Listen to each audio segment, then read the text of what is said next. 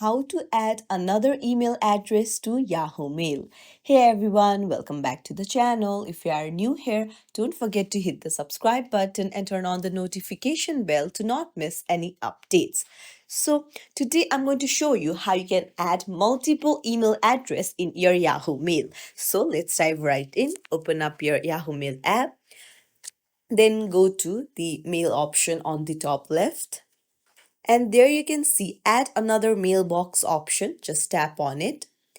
And there you can see that you can connect to multiple mailboxes to manage your emails all in one place. So you can add in Google Mail address, Outlook, AOL, even Yahoo and others as well. So just tap on the mail address that you want to add. I'll tap in Outlook, and then you can see option to add the email address. Now you can just add your Outlook email address, password, and then verify it, and that's it. Now you have added another mail address to your Yahoo account.